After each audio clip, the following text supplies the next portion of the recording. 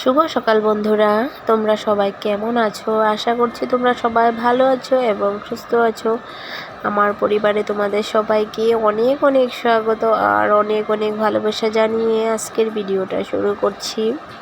আশা করছি ভিডিওটা দেখে তোমাদের ভালো লাগবে। তো সকালবেলা আমি আমার ডিউটিটা প্রথমে করে নিয়েছি। আশেপাশে সব কাজ করে তারপর বাসি কাপড় ছেড়ে বসে এক গ্লাস কুসুম গরম জল খেয়েছি। খাওয়ার পর চা করে নিয়েছি। চা করেছি দুধের বাটিতে একটু দুধ ছিল, তো সেই বাটিটাতেই চা একটু করে নিলাম আর দুজনের জন্য 2 কাপ চা বেড়ে নিয়ে খেয়ে নিয়েছি। তো আজকে আর অন্য কোনো কিছু করা হলো না, চা বিস্কিট দিয়ে খেয়েছি। আর খাওয়া দাওয়ার পর কিন্তু দক্ষ পাপা তক্সকে নিয়ে চলে গেছে। ও যাবে কাজে আর তক্স যাবে স্কুলে। ওকে স্কুলে দিয়ে তারপর ও কাজে যাবে। আর আমি কিন্তু ছোটো সোনাকে ওইদিকে রেখেছি, খেলাধুলা করছে ও, আর এদিকে আমি আমার কাজ করছি। বাসি বিছানাটা উঠিয়ে নিচ্ছি। তোমরা দেখতে পাচ্ছ কিন্তু এই যে ছোটো সোনা দেখো কি করছে, ওই রুমের থেকে এই রুমে হাওয়াত কেটে চলে এসেছে। আর এসেই দেখো ওই বাস্কেটটা নিয়ে টানাটানি করছে। এখন নতুন হাঁটতে শিখেছে, হাঁটবে আর কি, তাও কখনো এটা ওটা ধরে দাঁড়িয়ে পড়ে। তো নতুন হাঁটনি হয়েছে তো তার জন্য একটু দুষ্টুমিটা বেশি আর কি। তো এদিকে আমি বিছানাটা ভালো করে ঝাড়াঝাড়ি করে গুছিয়ে নিচ্ছি। আর ওই বিছানাটাও আগেই আমার গুছানো হয়ে গেছে, সামনের রুমের বিছানাটা। তারপর এই বিছানাটা গুছিয়ে নিচ্ছি। তারপর বিছানা টিছানা গুছিয়ে নেওয়ার পর আমি আবার পিছনে যাব। পিছনের কাপড় টাপড় ধুয়ে স্নান করব।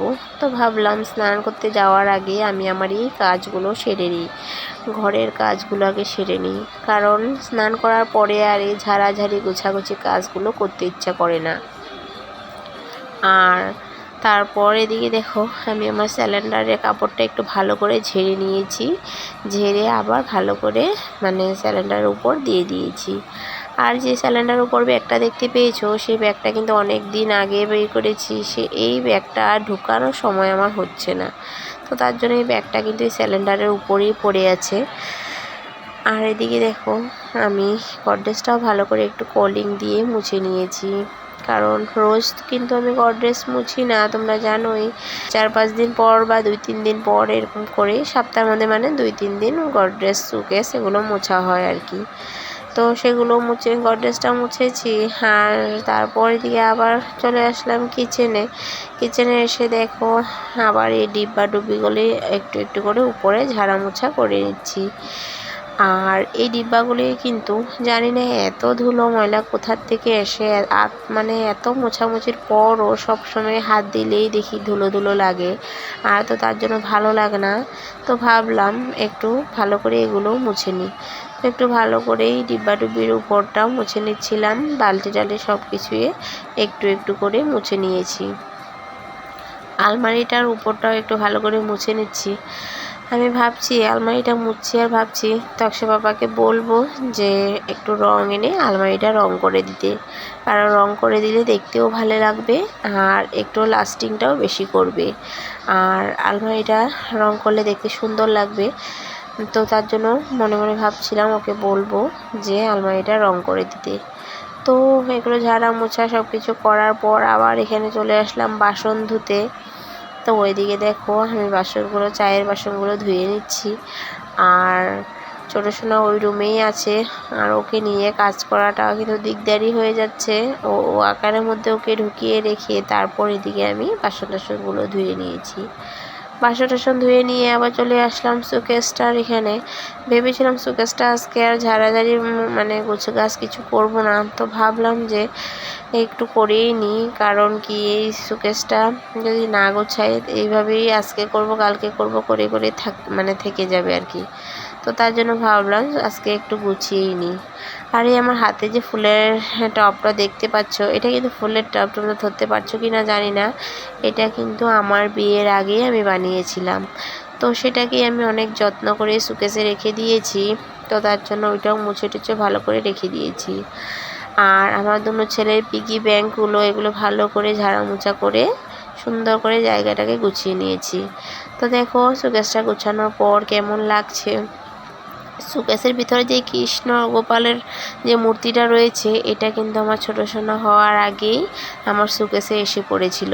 এটা কিন্তু আমি আনিনি, আমার ভাগ্নি এনে রেখেছিল যখন আমি ঘরে ছিলাম না, বাপের বাড়ি ছিলাম তখনই। কিন্তু ভগবান মনে তখন থেকেই জানে যে আমার পেটে ছোট সোনা মানে ছেলে আছে, তো তার জন্য আগের থেকেই কিন্তু আমার শোকেসের মধ্যে গোপাল এসে পড়েছিল। আর এদিকে দেখো স্নান টান করে কিন্তু আমি ঠাকুর দিতে চলে এসেছি। আর ঠাকুর দেওয়ার জন্য এখানে বসে পড়লাম। আসনটা পেতে নিয়েছি, পেতে তারপর বসে নিয়েছি, কারণ খালি মাটিতে বসে পুজো করতে একদম ভালো লাগে না, তো তার জন্য এই করে আসন পেতে বসে পুজোটা করে নিচ্ছি। আর দেখেছো আসনটা কি সুন্দর করে আমি ফুল টুল দিয়ে ভালো করে সাজিয়ে নিয়েছি। তো তারপর আরতি টারতি করে নিলাম। সাই বাবার দিকে সাই বাবার আরতিটাও করে নিয়েছি, মা দুর্গার আরতিটাও করা হয়ে গেছে।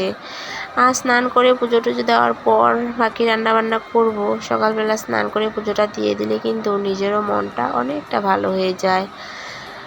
স্নান করে পুজো দেওয়ার পর দেখবে নিজেকে নিজে অনেক পবিত্র বলে মনে হয়। তারপর সামনের থেকে তোমাদেরকে দেখিয়ে দিচ্ছি যে কেমন হয়েছে। অন্ধকার লাগছিল তো ফ্ল্যাশ লাইটটা জ্বালিয়ে নিয়েছি। তারপর দেখো দেখতে কিন্তু অনেক সুন্দর লাগছে আসনটা আমার। ছোট্ট ছোট্ট দুটো আসন, তার মধ্যে ফুল দিয়ে ভরিয়ে সাজিয়ে দিলাম। তারপর দেখো জল ভোগ দিয়ে সুন্দর করে আমি আমার মতো করে পুজো দিয়ে নিয়েছি। তার মধ্যে আজকে আসনটা কিন্তু দেখতে বেশ ভালো লাগছে। তোমাদের কেমন লেগেছে কমেন্টে কিন্তু আমাকে অবশ্যই জানিয়ে দিও। তারপর দেখো সোজা চলে এসেছি রান্নার এখানে। আমার কিন্তু আগেই ডাল রান্না হয়ে গেছে।